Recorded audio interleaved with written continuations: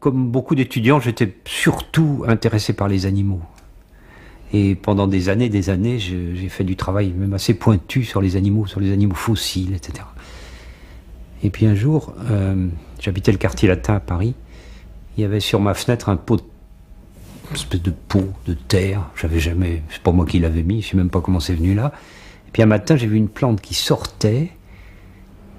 Et je m'en suis pas occupé. Elle a grandi, elle a fleuri, elle a donné des graines, elle s'est ressemée. Il y en avait une douzaine. Et ça m'a paru, c'est une chose qui m'a profondément marqué. Je suis devenu botaniste à ce moment-là. Je me suis dit, les animaux, c'est charmant, on peut s'identifier avec eux, mais tout de même, il faut les soigner, il faut les nourrir, il faut nettoyer leur cage. Tandis que cette plante, c'était l'image même de l'autonomie complète, de la totale liberté. Ça m'a énormément frappé. Je me suis dit, s'il y a quelque chose de merveilleux dans la vie, c'est ça. C'est que ça arrive à tout faire sans que personne ne s'en occupe. C'est l'autonomie absolue.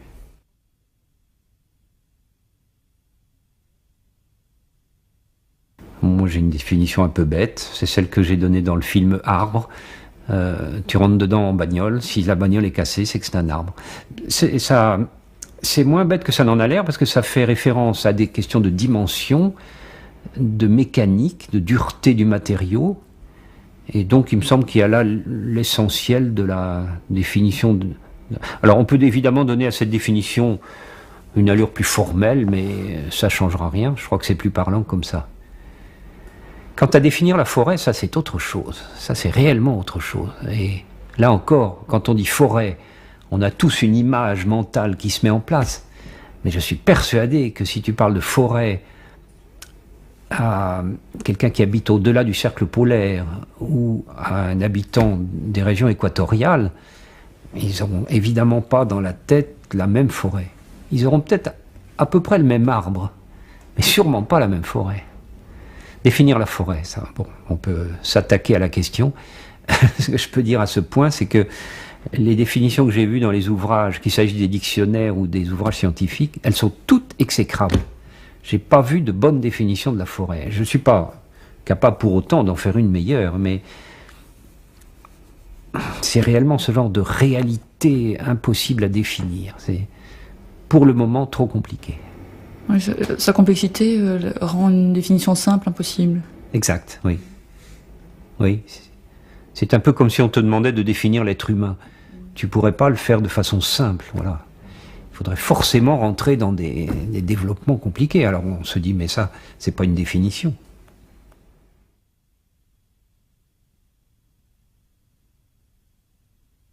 À toutes les époques, les gens ont été frappés par la ressemblance entre l'arbre et l'être humain.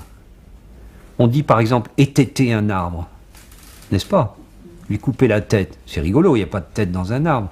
Mais comme c'est le haut, eh bien, on assimile ça à la tête humaine. On parle de cœur, on parle de tronc, tout ça, c'est des termes qui viennent de la morphologie humaine. Il y a une assimilation très profonde et très ancienne, et encore une fois, pluriculturelle, entre l'arbre et l'homme.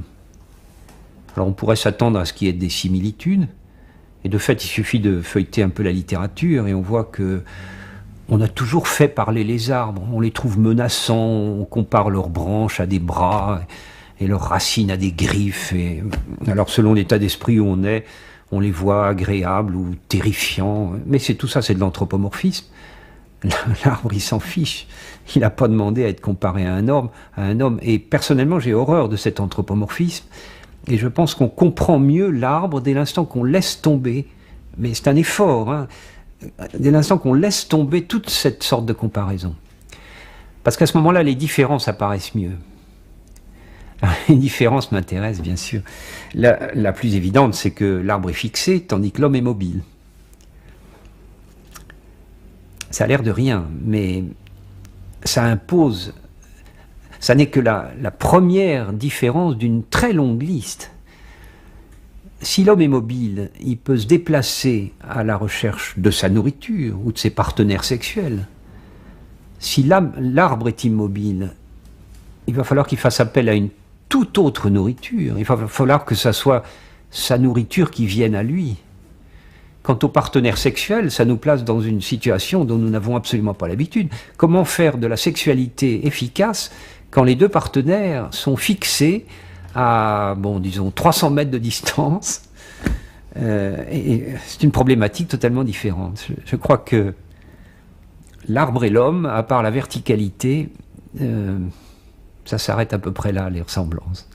Les différences sont très largement plus importantes. Oui, il y a des grandes différences qui sont aussi nommées dans le film, dans l'espace et le temps, je crois. Il y a une autre échelle. Ah ben sur ces bases-là, tout est différent, bien sûr.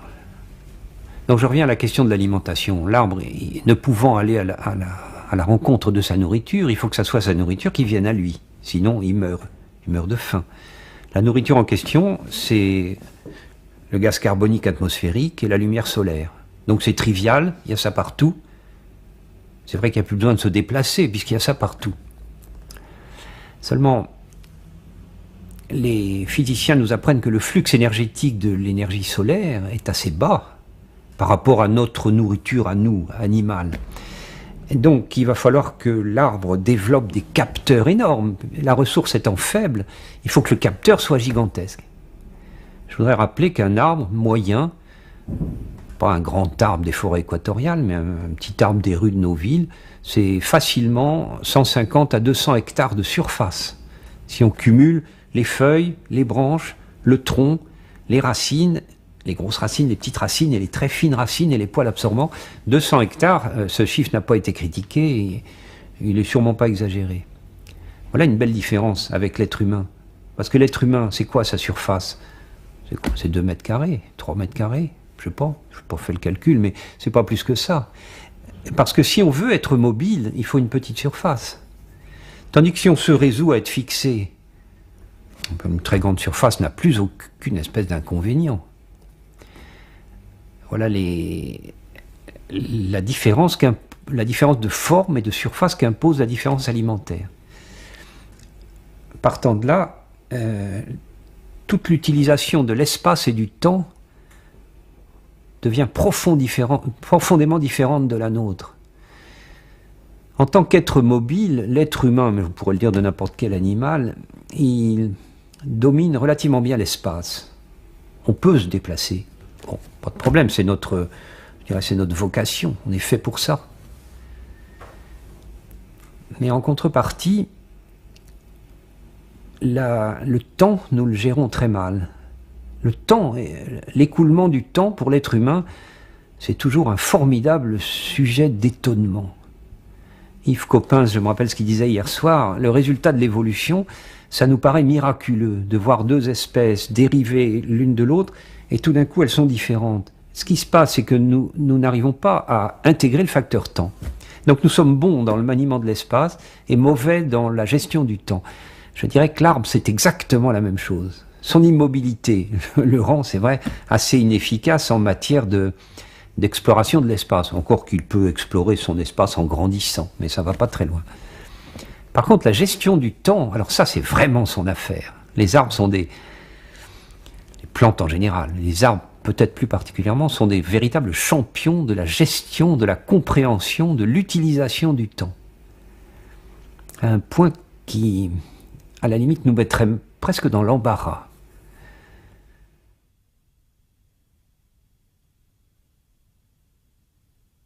Individu veut dire indivisible. Ça s'applique à un poisson rouge ou à un chat ou à un être humain. Je veux dire par là que si je prends un être humain et que je le coupe en 2 parties égales, l'histoire est terminée pour lui. Si je fais ça avec un arbre, ça me fait 2 arbres.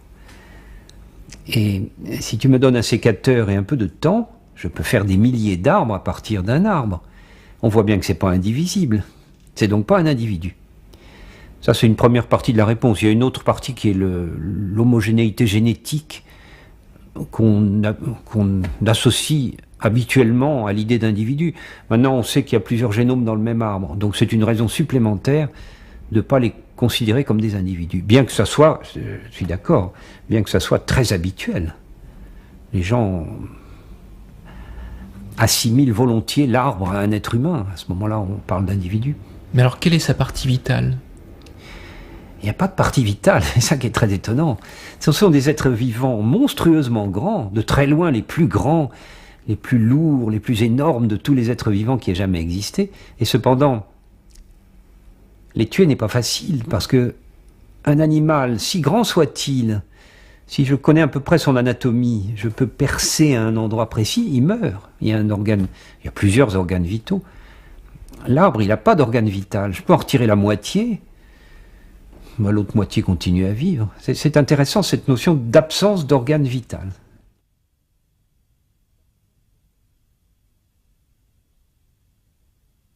On se demandait tout à l'heure si l'arbre était un individu. La réponse, je crois que je l'ai dit, non, ça n'est pas un individu. Mais alors qu'est-ce que c'est? Ça fait partie des acquis de ces 30 dernières années que nous savons maintenant que l'arbre est une colonie. Colonie d'individus, mais même à ce niveau-là, je crois qu'il vaut mieux des guillemets encore.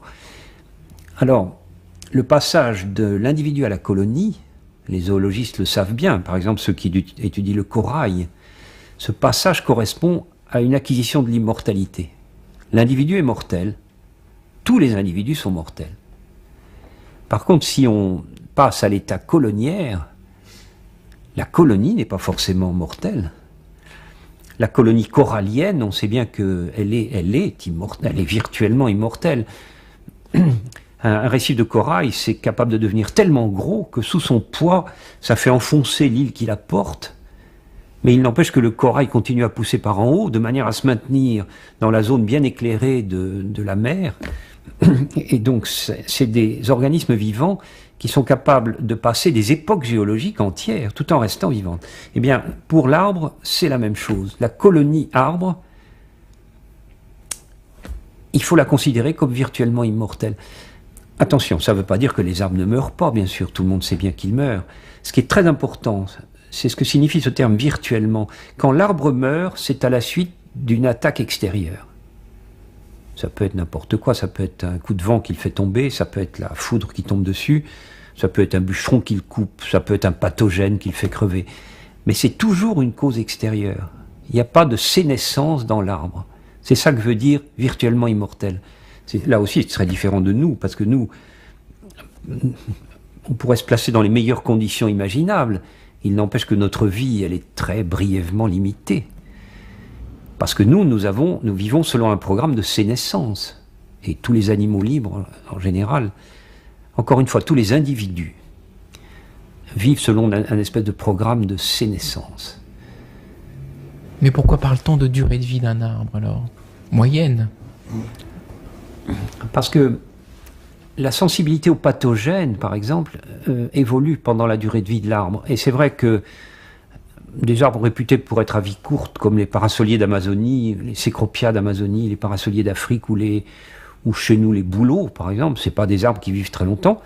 Ils meurent tout de même pour des causes externes, comme je l'ai dit, mais la sensibilité aux causes externes augmente. De sorte que statistiquement, il y a tout de même une durée de vie moyenne.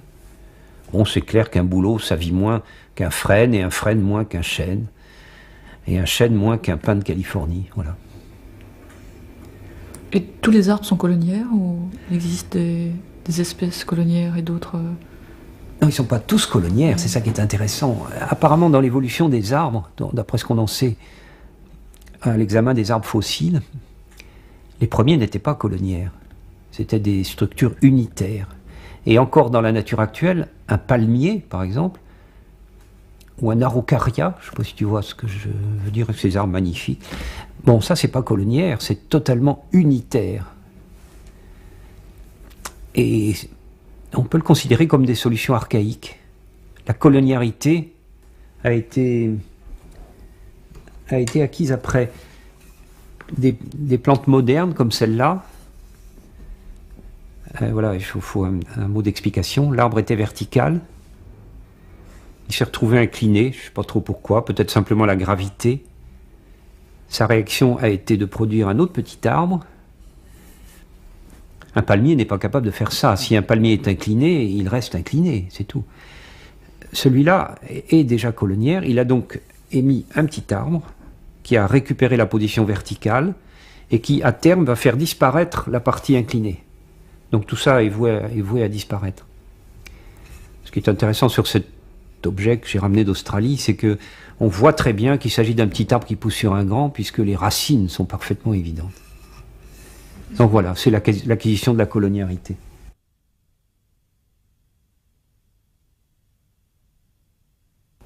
Bon, alors comment est-ce qu'il fait l'amour, entre guillemets? Eh bien, il est fixe, je me répète. Et les deux partenaires sont fixes. Ils peuvent, à la limite, même pas se voir. Il leur faut donc un entremetteur, un vecteur.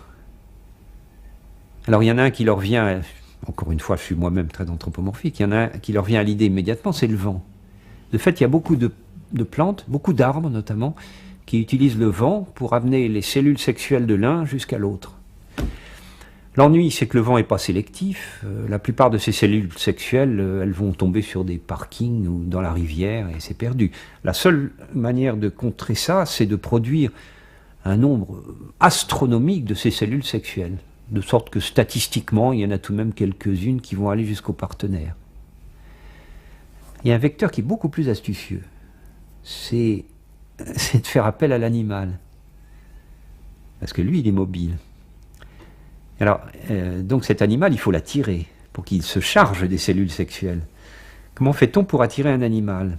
Ben, il y a une solution très simple, c'est de l'appâter par un aliment, ou l'espoir d'une récompense alimentaire. Ça, avec les animaux, ça marche à tous les coups.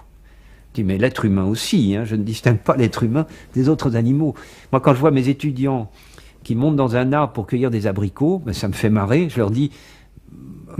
Allez-y, c'est bien, mais vous faites exactement ce que l'arbre attend que vous fassiez de vous.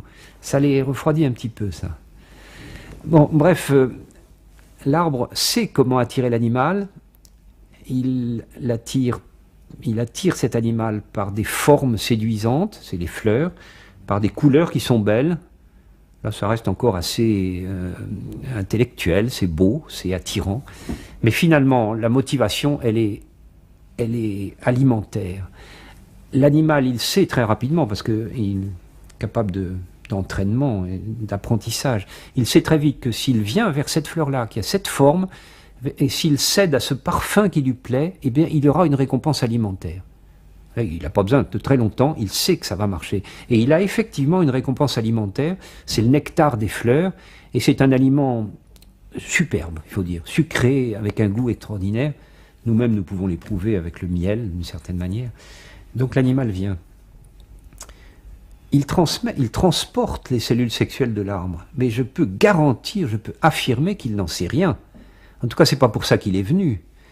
Ce transport des cellules sexuelles, ça vient en plus. Quoi qu'il en soit, il sort de cette fleur, mais il a toujours faim. Les animaux sont comme ça, ils ont toujours faim. Donc il continue, d'abord sur le même arbre, puis il se lasse, il va sur un autre arbre, et c'est là qu'il amène les cellules sexuelles, au bon endroit. Alors ce qui se passe après, c'est que, une fois que la fécondation est réalisée, il importe que l'animal s'en aille, parce qu'il y a un moment où le fruit, les graines d'abord, le fruit ensuite se forme doucement, mais interviendrait-il à ce moment-là que ça serait la catastrophe? Il va détruire quelque chose qui n'est pas mûr et qui n'est pas fait pour être dispersé. Donc on n'a plus besoin de lui provisoirement. Qu'est-ce qu'on fait? Eh bien la plante fait des fruits verts, ils sont effectivement verts, de sorte qu'on ne les voit plus.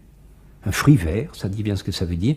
Ils sont parfois couverts d'épines, ils sont parfois extrêmement astringents, le goût n'est vraiment pas attirant. Bon, donc les animaux se désintéressent de la situation. Seulement, c'est pas fini, il va y avoir un moment où le fruit étant mûr, on va à nouveau avoir besoin de l'animal pour disperser les graines. Parce que si on ne les disperse pas, qu'est-ce qui va se passer? Le fruit, il va tomber avec la gravité, il va s'écraser au pied de l'arbre, et les graines vont germer au dernier endroit où il faut qu'elles germent, c'est-à-dire au pied de l'arbre mère. Ça, sur le plan de la géographie de la vie, ça n'a aucun intérêt. Il faut donc les disperser. Là aussi, on peut faire appel au vent, mais ça ne marche pas non plus très bien. On fait plutôt appel aux animaux, à nouveau. Donc il faut, après l'avoir chassé, cet animal, il faut à nouveau l'appâter, le faire venir.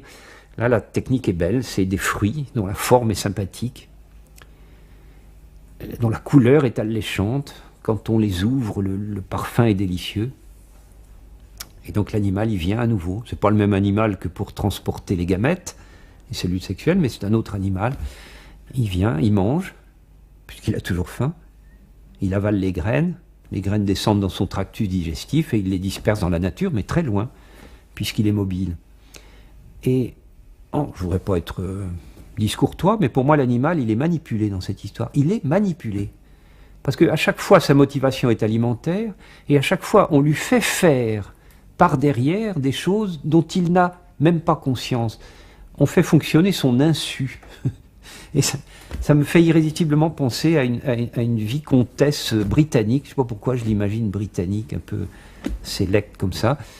Elle ne peut pas bouger, elle est infirme, elle est dans son fauteuil, un peu comme moi maintenant, et elle fait venir son laquais. Alors, apporte-moi du thé et des scones. Alors, le type vient. Bon, retire-toi, j'ai plus besoin de toi pour l'instant.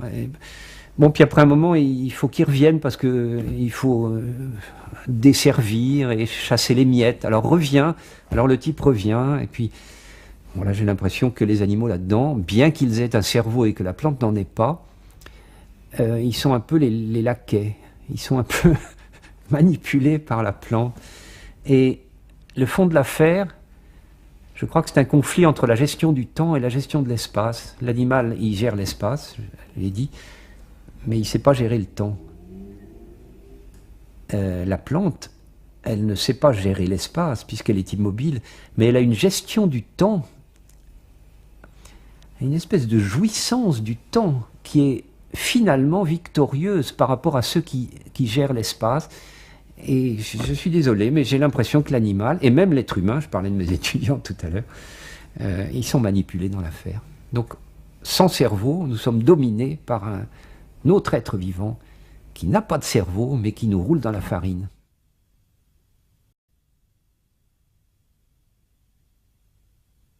Le concept est né en Australie dans les années 60. Et on peut déplorer ce terme de timidité parce qu'il est profondément anthropomorphique. Bon, ce n'est que très très superficiellement de la timidité. Je rappelle que les arbres poussent comme ça, les couronnes d'arbres poussent comme ça, et puis arrivé à 30 cm, ça ne peut plus pousser. Ça peut pousser vers le haut, mais ça ne peut plus pousser vers l'autre. C'est ce qu'on appelle la timidité. Donc vu du sol, on voit une fente de timidité qui fait le tour de la couronne de l'arbre, même si elle est très compliquée, il y a une espèce de fente, c'est très beau d'ailleurs. Alors il y a peu d'arbres timides, ils sont minoritaires, on sait très bien dans quelle famille on les trouve, les diptérocarpacées, les fagacées, quelques pins.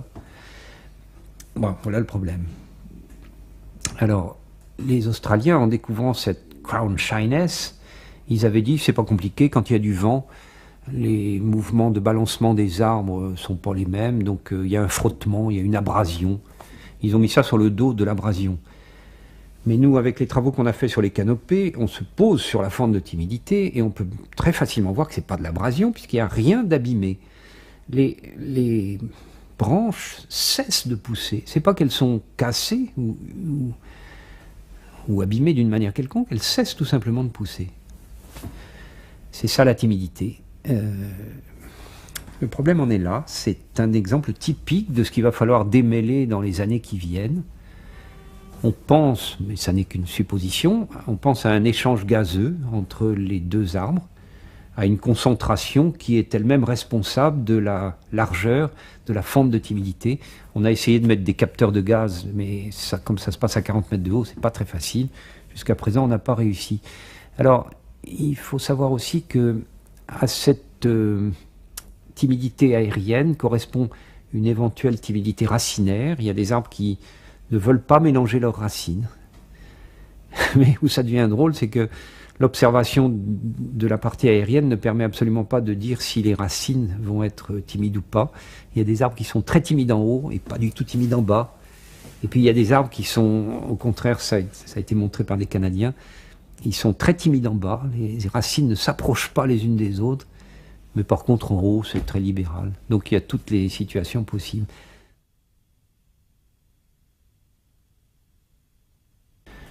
C'est certainement la partie la moins connue et la plus mystérieuse des arbres. On a acquis beaucoup de choses sur la partie visible, aérienne. Depuis, bon, on a toujours beaucoup étudié les parties aériennes. Les racines des arbres, c'est quelque chose de totalement mystérieux. En première analyse, c'est le même génome en haut et en bas. Donc ça devrait donner la même chose. Mais il n'y a pas de feuilles sur les racines, il n'y a pas de chlorophylle. C'est donc totalement incapable d'autonomie. Il n'y a pas de sexualité dans les racines. Jamais, il n'y a pas la moindre trace de sexualité dans aucune racine. Et puis il y a cette étonnante tendance qu'elles ont à descendre. Jusqu'où, on ne sait pas. Elles ont toujours tendance à descendre. Donc le même génome, qui est le génome de l'arbre, même s'il y a des variants, mais ça c'est une autre affaire, le même génome donne deux solutions, je dirais, diamétralement opposées. Les racines, c'est vraiment de très loin ce qu'on connaît le moins. C'est grave parce qu'en fait, un arbre, c'est surtout souterrain. La partie qu'on voit, c'est une espèce de partie émergée de l'iceberg, c'est une espèce d'efflorescence que certains qualifient de bactérienne, puisque les chloroplastes seraient des bactéries. C'est pas idiot du tout. C'est une espèce d'efflorescence bactérienne installée sur une formidable base souterraine, racinaire, de laquelle nous ne savons finalement pas grand-chose. Un arbre ne se nourrit pas par ses racines. Il se nourrit en eau par ses racines. Mais encore pas totalement. Une partie de son alimentation en eau peut aussi provenir de ses aisselles foliaires. L'essentiel de l'alimentation en eau vient des racines. Et bien entendu, ce qui se dissout dans l'eau, c'est-à-dire pas mal de minéraux, pas mal aussi de petites molécules organiques dont on sait maintenant qu'elles rentrent dans le système racinaire. Mais il ne faut pas perdre de vue que dans l'énorme masse que constitue un arbre, le poids, l'essentiel du poids, l'essentiel de la masse vient de l'air, pas du tout du sol. On peut faire l'expérience très simple de planter un arbre dans un pot. Eh bien, il va devenir très grand, éventuellement très lourd, et la masse de terre reste la même. C'est une masse, c'est ça qui m'avait fasciné au début. La masse de cet organisme, elle provient de l'air. Est-ce pas étonnant? Et alors, les problèmes de croissance, quand on y réfléchit, encore quelque chose d'incompréhensible, même pour le spécialiste. Le tronc d'un arbre, c'est tout de même quelque chose de très dur, c'est du matériau dur, on est tous d'accord. Ça grossit, et nous savons que ça grossit par injection de matériaux durs dans du matériau dur. C'est presque surréaliste. Si on ajoute que tout ce matériau dur vient de l'air, on se dit qu'on est dans une planète très différente de celle des animaux. De sorte, ça m'est souvent arrivé de dire que la différence entre l'animal et la plante, c'est à peu près la même différence qu'on risque de trouver quand on aura accès aux lointains astres éventuellement habités. On va trouver des trucs comme ça qui vont, non, c'est plus que nous surprendre, ça sera une problématique complètement différente. Quelque chose d'inimaginable, voilà. Je pense qu'avec les animaux, on ne peut pas imaginer les plantes. C'est trop différent.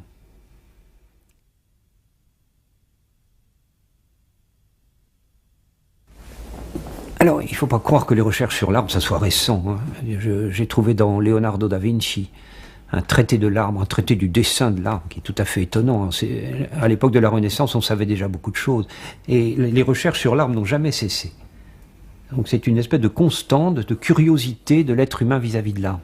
Cependant, ça je peux l'attester, depuis les années 70, 70, pardon, l'arbre, on a plus appris dessus que dans les siècles précédents. On a appris par exemple qu'il fallait abandonner l'idée d'individu et adopter l'idée d'une colonie.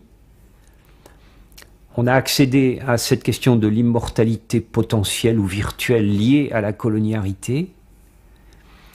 On a appris, par exemple, qu'il y avait une marée dans les arbres, ça c'est tout récent, ça date de 4-5 ans. J'en dis un mot, je voudrais juste rappeler qu'il y a beaucoup d'eau dans un arbre, de l'eau qui vient du sol, encore une fois, et que cette masse d'eau est suffisante pour que la marée s'exerce, mais surtout qu'elle soit mesurable. La marée, bien entendu, elle s'exerce même dans un verre d'eau, c'est évident. Seulement, les variations sont tellement faibles qu'on ne peut pas les capter. Les capteurs ne sont pas assez sensibles. Il se trouve que l'arbre, c'est un volume d'eau suffisant pour que nos capteurs actuels soient suffisamment sensibles pour capter la marée.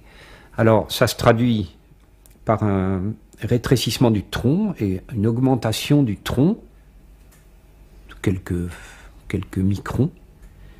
Mais ce qui est intéressant, c'est de voir que ça se fait exactement en phase avec les marées sur le littoral. Le Bureau des longitudes est capable de nous faire un annuaire des marées, même très loin de la mer. Eh bien, on va retrouver les marées hautes, les marées basses, les marées hautes, les marées basses.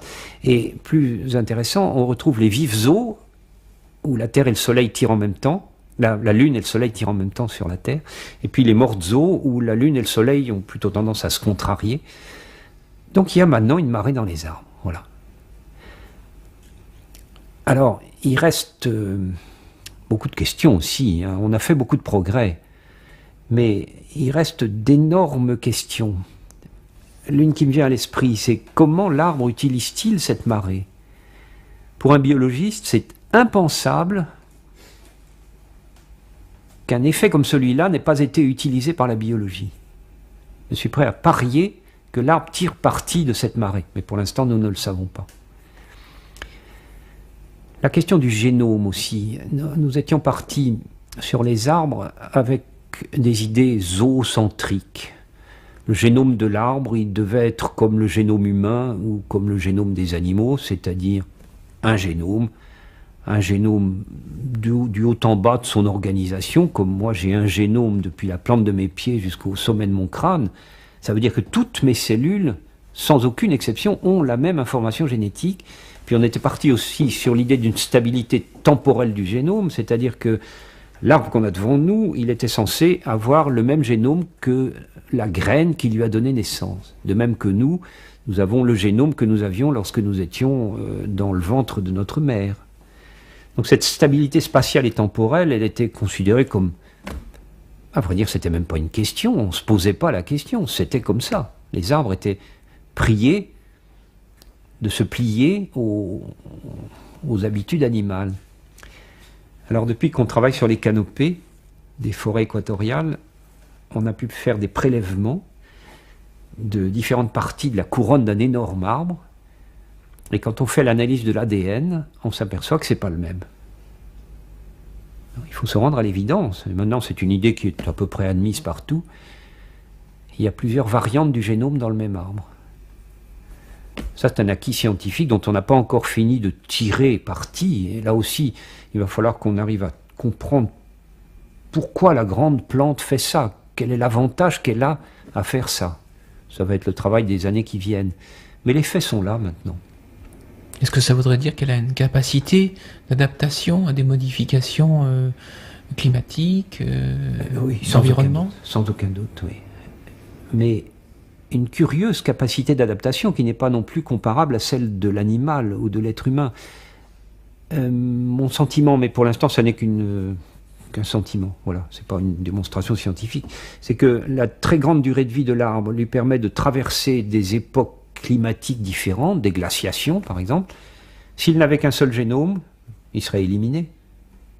Parce que le génome, il est optimal pour certaines conditions climatiques, puis si ça change trop, ben, c'est pas possible. La réserve de variabilité que représente le polymorphisme génomique dans un arbre, on peut très bien le concevoir comme une possibilité pour l'arbre, devant un changement climatique, d'éliminer la quasi-totalité de sa structure et de mettre en avant, justement par coloniarité, des parties dont le génome sont mieux adaptées au nouvel environnement.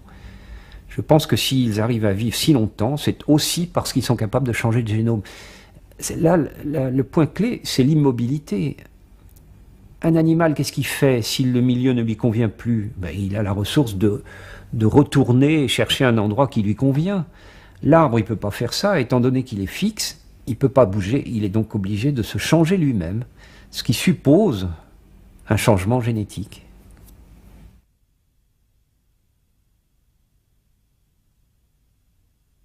On sait qu'il y a plus d'espèces dans les régions tropicales du monde qu'ici, aux latitudes moyennes. Et il y en a plus ici que dans les latitudes très élevées, à proximité des pôles. Les scientifiques se sont encore nombreux à se demander pourquoi il y a plus d'espèces sous l'équateur? C'est pas évident, hein, c'est pas du tout une question simple.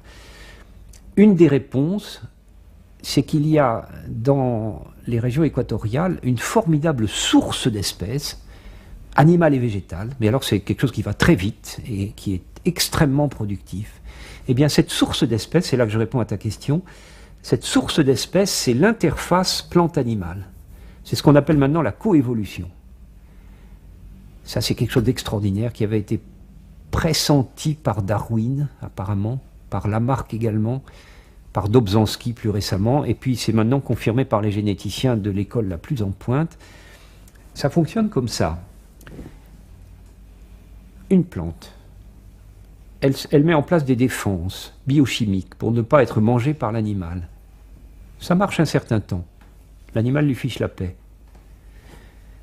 Et puis l'animal change de manière à devenir capable d'utiliser la plante malgré ses réserves biochimiques dissuasives.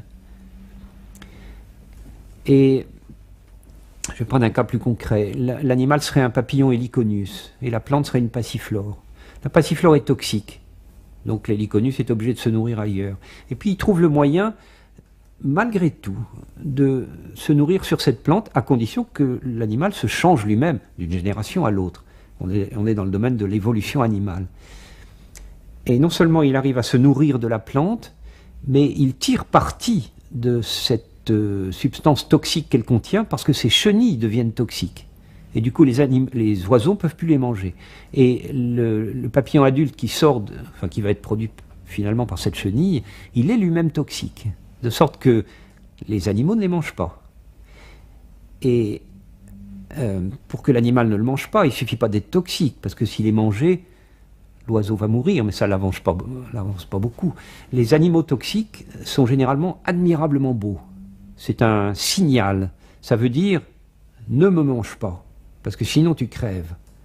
Alors, il y a donc, les Heliconius sont donc de magnifiques papillons, on le comprend comme ça.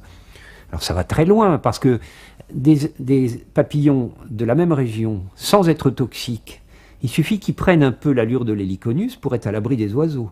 C'est ce qu'on appelle le mimétisme bathésien, et on voit proliférer, c'est en Amérique du Sud ce que je raconte là, on voit proliférer en Amérique du Sud tout un tas d'espèces nouvelles de papillons, qui ne sont pas toxiques du tout, mais qui simplement bénéficient d'une ressemblance avec l'Heliconius. Alors je reprends le côté végétal maintenant. Puisqu'on est arrivé à la manger, la plante, elle va être terriblement en danger. Il va falloir qu'elle se défende. Alors elle a plusieurs solutions. Elle peut mettre en place des substances toxiques nouvelles, encore plus toxiques on pourrait dire. Il y a des plantes qui font ça. Elles ont une autre solution très curieuse. On sait que les Heliconius reconnaissent la forme des feuilles. C'est un papillon qui a une mémoire visuelle remarquable, il sait que c'est la bonne plante parce qu'il connaît la forme des feuilles. Donc une autre solution, c'est de changer de forme de feuille. Mais si on change de forme de feuille, c'est qu'on change d'espèce. Bon voilà, je ne veux pas insister là-dessus, mais ce système de coévolution, qui est ce frottement interfacial entre les animaux et les plantes, c'est une source d'espèces. Et c'est la raison pour laquelle les régions équatoriales sont tellement riches en espèces. Dans les régions à hiver froid, l'évolution elle est guidée par des facteurs physiques. Le froid, la glace, le vent, la sécheresse, l'humidité, c'est des facteurs physiques tout ça. Comprenez que dans les régions équatoriales, il n'y a aucun de ces facteurs physiques. Les conditions sont toujours optimales pour la croissance de la plante et pour la vie de l'animal. Mais alors, est-ce qu'il ne va pas y avoir d'évolution puisqu'il n'y a plus de contraintes physiques? Pas du tout. Les contraintes, parce qu'il faut des contraintes pour évoluer, les contraintes vont devenir des contraintes biologiques. C'est les contraintes qu'impose à chaque être vivant son environnement d'autres êtres vivants. Et ça, c'est un style d'évolution, donc c'est ce qu'on appelle maintenant la coévolution. C'est un style d'évolution qui va énormément plus vite que l'évolution darwinienne classique, celle qui a donné les grands groupes animaux et végétaux qui se sont succédés à la surface du globe. C'est une super évolution. C'est celle qu'on étudie en ce moment.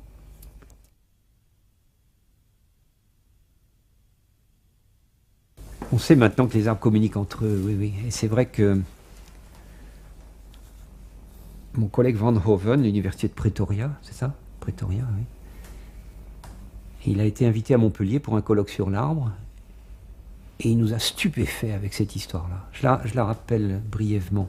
Ça se passe en Afrique du Sud, dans des savanes herbacées avec comme seul arbre des acacias, carou, acacia carou. Et alors, cet acacia, comme la plupart des légumineuses, sont extrêmement recherchées par les grands mammifères, que ce soit les girafes, ou que ce soit les koudous, les tragélophus, les grandes gazelles, qui sont habituelles dans ces régions. Bon, donc la gazelle arrive, le koudou arrive, et elle commence à manger les feuilles de l'acacia. Et les gens le savaient depuis longtemps, et ils mangent très peu. Ils mangent très peu. Puis évidemment, il a encore faim, mais cet arbre-là, il le quitte. Et il va essayer sur un autre arbre, et il mange là aussi très peu. Pourquoi, à vrai dire? Si cet animal a tellement faim, il pourrait manger totalement cet acacia carou. C'est ce que je fais moi avec un beefsteak, tout simplement. J'en laisse pas la moitié. Ça a été un des points de départ du travail de Van Hoven. Et un autre point de départ, c'est qu'il a trouvé, il lui a été signalé des koudous morts dans la savane. Il a fait l'analyse de ces koudous. De quoi sont-ils morts? Ils sont morts de faim. Ils sont complètement squelettiques. Mais c'est d'autant plus curieux qu'ils ont l'estomac totalement plein. Des animaux qui viennent de se remplir la panse de feuilles d'acacia carou, mais ils sont morts de faim. Bon, bref, il y avait la matière, un très beau travail de recherche de l'université de Pretoria. Alors, sa première remarque, c'est que quand le koudou, après avoir mangé, quitte l'acacia pour chercher un autre acacia, il ne va pas n'importe où, il remonte le vent. Ça a été, je crois, le point de départ de la découverte. S'il remonte le vent, c'est probablement parce que s'il descendait, il trouverait des acacias qui ne lui conviennent pas. Alors l'analyse chimique a été très vite faite. En remontant le vent, on trouve des acacias normaux, qui sont donc convenables comme nourriture. Si on descend le vent, on trouve des acacias hyper astringents. Et on peut montrer d'ailleurs que l'acacia qu'il vient de quitter, ce koudou, est hyper astringent. En quelques secondes, l'acacia devient non comestible. C'est pour ça qu'il ne prend que quelques bouchées dessus.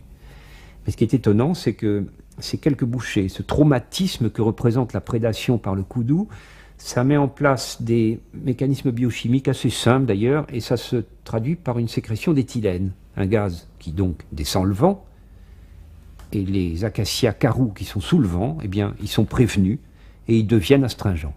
Et c'est pour ça que, pour trouver de la nourriture valable, le koudou est obligé de remonter le vent. Les arbres communiquent entre eux. On sait maintenant que cette communication ne se fait pas uniquement au sein de la même espèce. L'acacia carou est capable d'avertir des arbres qui ne sont pas des acacias carou. C'est là qu'il apparaît une espèce de société des arbres. Et c'est un des plus beaux et des plus anciens exemples de communication interarbre indiscutable. Or, on peut expérimenter là-dessus. On peut remplacer, c'est ce qu'a fait Van Hoven, il a remplacé le koudou par des étudiants à lui, qui ont été chargés, ils étaient armés de ceintures, et ils ont frappé l'arbre comme ça, donc causant des traumatismes. Donc il y a eu également l'émission d'éthylène, et les arbres sous le vent étaient devenus impropres à la consommation. L'arbre, en plus, prévient l'animal du danger. Ouais, c'est très étonnant. Effectivement, on a l'impression que l'acacia carou ne veut pas se débarrasser définitivement du koudou. L'acacia tolère une petite prédation, mais il ne tolère pas que cette prédation dépasse certaines limites. À ce moment-là, il ne le tue pas, mais il le dissuade par un goût astringent qui n'est pas bon.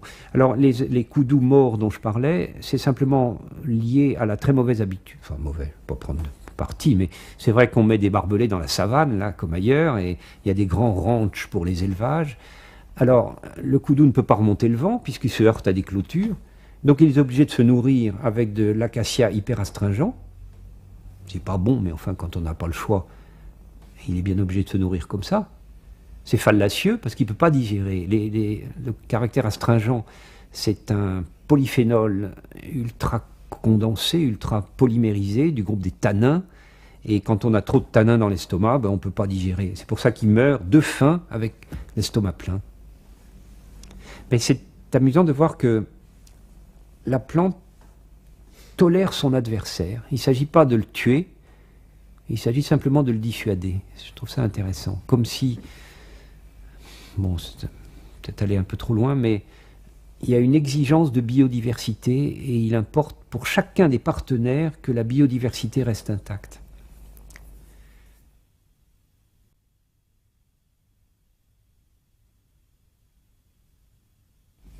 Je me rappelle ça comme un choc. J'étais furieux de cette histoire. Je ne sais pas si vous vous souvenez, mais c'était les années 60, je crois. Il y a eu un mouvement.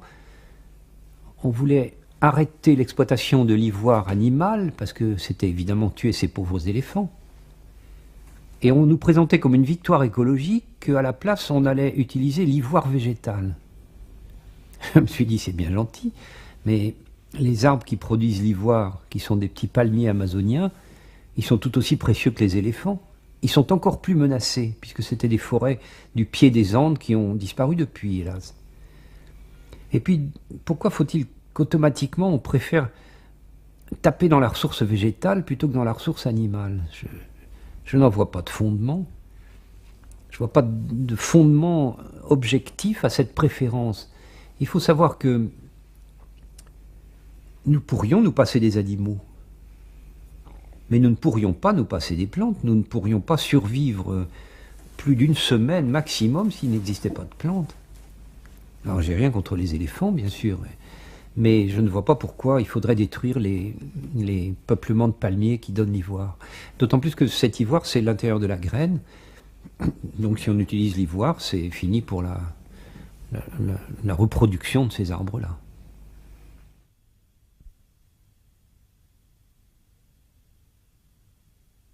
Le seul adversaire de la forêt, c'est l'homme. Il n'y en a pas d'autre. Il n'y en a pas d'autre. J'ai dit ça récemment à un colloque à Roisey sur la tempête de 99.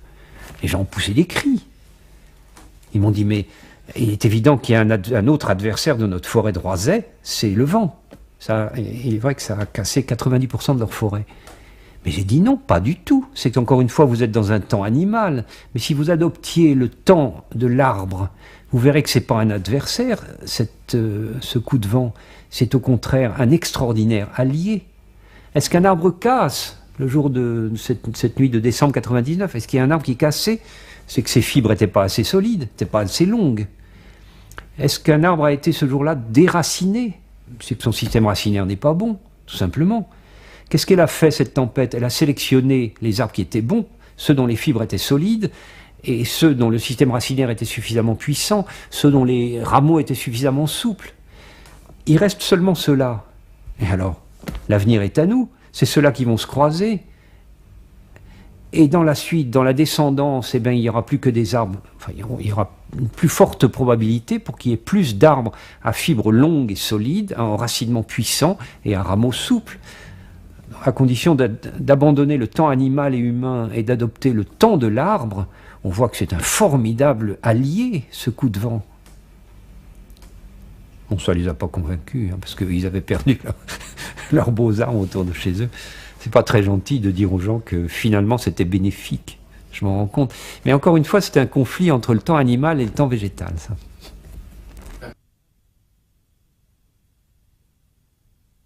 Et je serais tenté de distinguer deux sortes de connaissances. Celle des scientifiques, que je représente un peu ici, mais celle des gens, tout simplement, des gens de ma ville, des gens que je fréquente dans le quotidien. Alors là, c'est atterrant, parce que les arbres ne sont pas censés être des êtres vivants.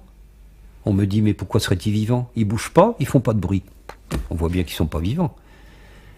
Je me rappelle oh, c'était drôle ça, c'est le responsable de l'environnement à Total en Bolivie. Un matin, on était en forêt, bassin amazonien bolivien, et je mets une corde entre deux arbres pour faire sécher mon pantalon. Il me dit, attention, les arbres poussent vite ici. Donc ta corde, elle va monter. Dépêche-toi de décrocher ton pantalon, parce que sinon... Bon, et je me dis, c'est incroyable qu'un responsable de l'environnement, il croit qu'un arbre, ça sort du sol, comme dans les dessins animés de Tintin, quand on était gamin. Ce gars, il n'a jamais regardé comment pousse un arbre. Tu vois, le gars, il croit que tu plantes un clou et que le clou va monter. Alors je me dis que c'est vrai que les scientifiques ont fait des progrès dans la connaissance de l'arbre, mais il serait temps que le grand public en fasse aussi. Bon, il y a des gens qui connaissent bien les arbres, moi, je ne veux pas mettre tout le monde dans le même sac, mais il y a une espèce d'inculture. L'arbre dont vous parlez dans le film, dont on ignore le nom, qui est simplement une sorte de mobilier urbain, ça, je trouve ça trop triste. Il faut vraiment, il y a un vrai mouvement d'opinion à réaliser là-dessus. Les gens sont beaucoup plus compétents en matière d'animal. Même un enfant, tu lui mets un animal sous le nez, il te dit ça, c'est un insecte, ou c'est un poisson, ou c'est un oiseau, n'est-ce pas? Mais qu'est-ce que va dire l'enfant devant une plante? Il va dire que c'est une plante, c'est tout. Donc il n'y a pas la moindre finesse, il n'y a pas la moindre tentative pour pénétrer dans la véritable nature des choses. La plante, dans le fond, on s'en fout. On s'en fout globalement, notre civilisation s'en fout. C'est l'altérité totale, et donc on n'a pas lieu de s'y intéresser.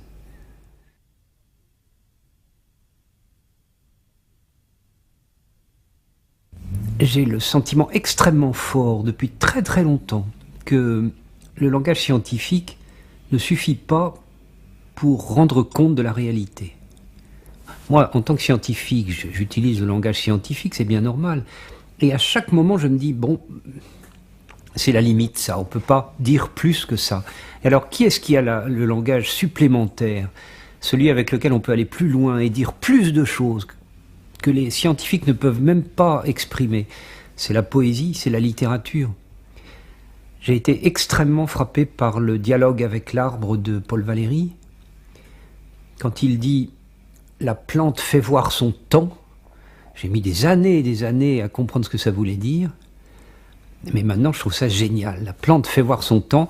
C'est vrai que dans le développement animal, les stades antérieurs sont éliminés. C'est-à-dire, il n'y a plus rien en toi de l'enfant que tu étais. Pas tout à fait rien. Il y a peut-être quelques cellules du cerveau. Encore que même ça, c'est remis en cause. Mais sinon, notre structure enfantine, elle a disparu. Tandis que dans l'arbre, si je prends une hache, je peux fendre l'arbre et trouver au centre, en bas, le jeune arbre. Donc un arbre, c'est un empilement de stades successifs. Et c'est en cela que l'arbre fait voir son temps. L'arbre, c'est une espèce d'intégration de tout le temps qui s'est écoulé pendant toute sa croissance. Parce que Paul Valéry l'avait compris. Visiblement, il est plus connu pour son goût pour les mathématiques. Mais évidemment, il avait compris l'arbre, alors que nous autres, c'est tout récent, ces choses-là. Francis Ponge, par exemple. Bon, on est presque voisins, Francis Ponge et moi, donc je l'aime beaucoup. Quand il dit l'animal c'est l'oral, la plante c'est l'écrit. Je trouve qu'il a tout compris. Voilà. C'est superbe, ça j'admire vraiment beaucoup cette espèce de fulgurance du poète qui voit ce que les pauvres scientifiques besogneux ils vont comprendre très longtemps après. L'arbre, c'est terriblement poétique, hein. Un traité sur la poésie de l'arbre, ça ne manquerait pas d'intérêt. Je pense qu'il en existe déjà quelques-uns. Vous avez certainement compris que l'arbre ne me laisse pas indifférent et que je lui voue une admiration sans borne. Il me semble réellement que dans notre époque, c'est un modèle d'existence qui est à prendre en considération. Il est silencieux, il est discret. Il est d'une incontestable utilité, il est d'une très grande beauté et il est d'une complète non-violence. J'ai l'impression que l'être humain devrait s'en inspirer, spécialement en ce moment.